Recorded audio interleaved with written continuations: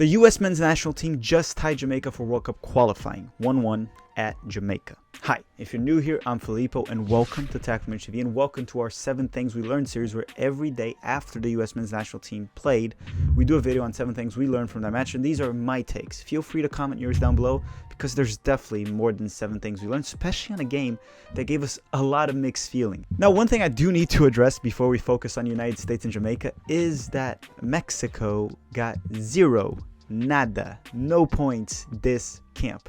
But they did win Revelations Cup, so they got that going for them, you know, youth trophy merchants. But with that said, before we start the video, the 7 things we learned, I must bring in Brazilian Filippo to talk about our sponsor.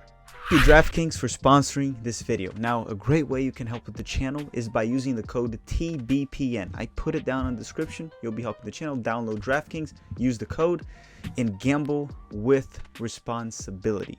Like in soccer, usually bet against Mexico. You'll usually make a lot of money. Okay, I'm not giving gambling advice. But thank you very much, DraftKings, for sponsoring the channel. Use the code TBPN, and let's get back to the video.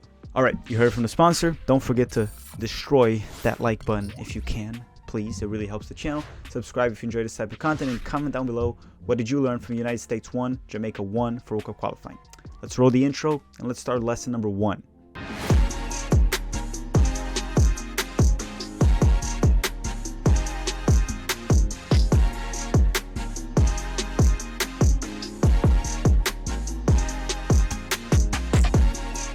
All right, so lesson number 1, we're going to start with the positive, and the positive one for sure is Greg Berhalter's starting 11. Yes, for both games this camp, it seems like Greg has learned and recognized that you just play the most talented players, and essentially that's what he did. Obviously, Christian Pulisic didn't start, but he's not 100%.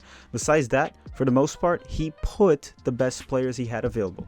Yes, we could debate about Joe Scally not getting minutes, but overall, he let go of his favorites. We didn't see Leggett start, we didn't see Areola start, Roldan, Acosta.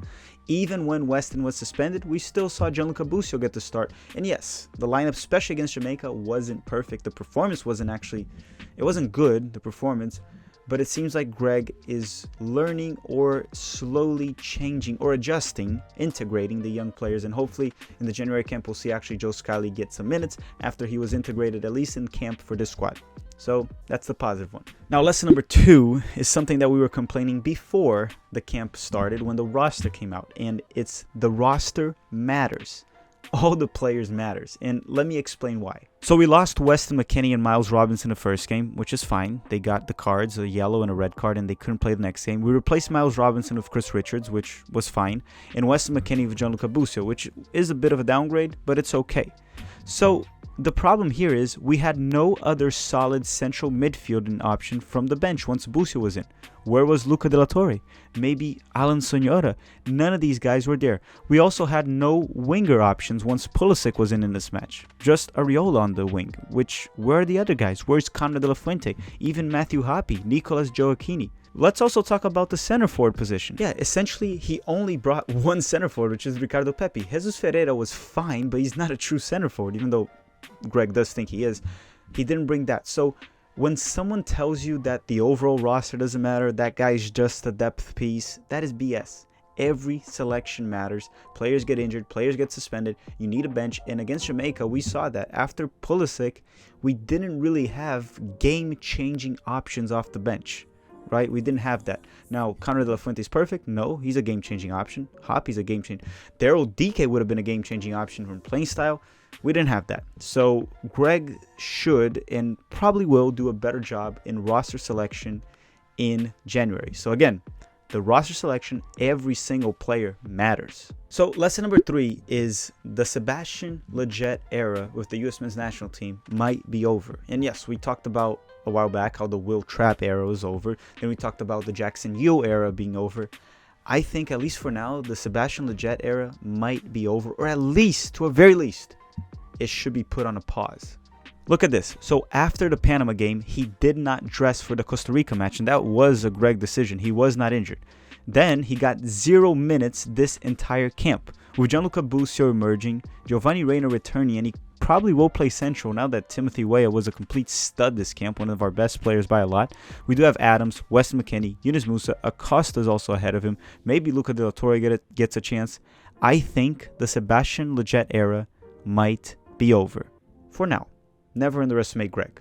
Lesson number 4 is the Jamaican fans and the L3 fans and a few other CONCACAF fans were saying that Jamaica was robbed.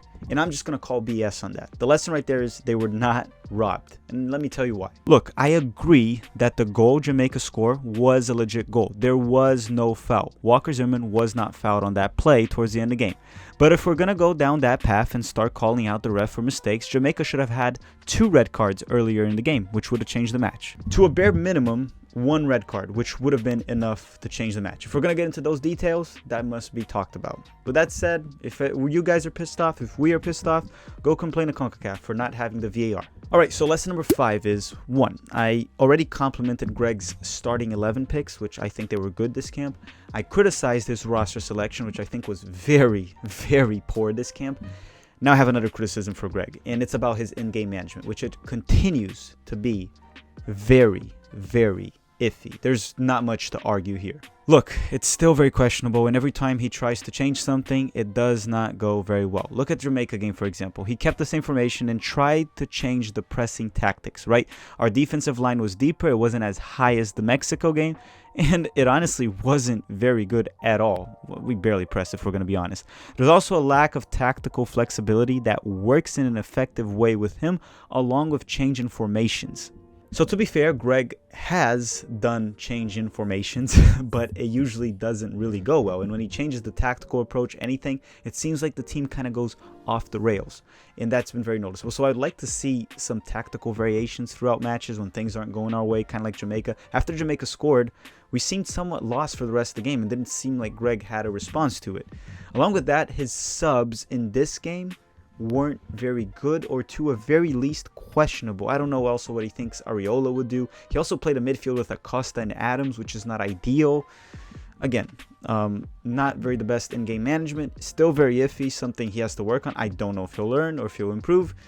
It used to be worse, to be fair. But with that said, guys, that's lesson number 5. Make sure to hit the like button if you haven't already, and comment it down below. What did you learn from United States 1, Jamaica 1 in World Cup qualifying? Now let's move on to lesson number 6.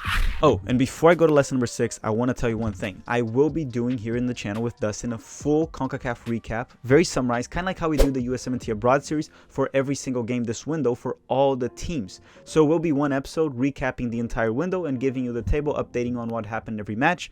And yes, I did watch all 8 matches. Not yet. I still have 2 more to watch at the time of this recording, but I will have watched all 8, and I'll give you my takes on every single game World Cup qualifying for CONCACAF. Now let's go to lesson number 6. Lesson number 6 is Timothy Weah is our right winger. And we have been saying this in the channel for months. You can look back on many past videos where we were saying that Timothy Weah should be our right winger and Giovanni Reyna should go central. Now more than ever, when healthy, Christian Pulisic is our left winger and Weah has to be our right winger. Weah was great in both games this camp. He was also good last camp as well. I loved what I saw. I hope to see a team where we have Giovanni Reyna central, Pulisic on the left wing, and Timothy Weah on the right wing. All right, everyone. Now we're off to the last lesson, lesson number 7. And at a high level, small mistakes will punish you. And look, I don't think CONCACAF is the highest level in soccer. I mean, it's definitely very competitive. But what I mean by highest level is, for example, Mikel Antonio. The one mistake Tyler Adams made right there in Mikel Antonio gave him enough time, enough space, let him cut to his right foot. He blasted and scored a golazo. And yes, we could debate that Zach Steffen could have done better or not. In my opinion, there's not much Steffen could have done in that play. Some people said yes. I'm not a goalkeeper, not the best to talk about it. But one thing's for sure, Tyler Adams is to blame for that goal. Now, hopefully, Tyler has learned by now, because he did make the same mistake with Jack Grealish in the Champions League this season. He also made a big mistake against PSG that led to a goal. That is 3 that ended in a goal, and that's just from the top of my head. It's a lesson all players should learn, but Tyler Adams needs to have learned it by now, especially a player of his level and his talent. Again, small mistakes against high-quality players, you get punished. And that's something we need to learn and be ready, because in the World Cup, pretty much every player there is high quality. Obviously, that's assuming we qualify, and I firmly believe we will make it to Qatar more than ever now. All right, everyone, as I said, we will be doing a CONCACAF recap of every single game. I'll also be mentioning how many games are left, which is 6. Go over the table on that video. It should be out tomorrow or Friday this week. With that said, thank you very much for watching. One more camp down. We're closer to Qatar. We sit in second place. Surprisingly, the very rude Canadians are leading it. But honestly, congratulations. John Herdman has been doing a fantastic job for Canada. With that said, guys, thank you for watching, everyone, and have a great day.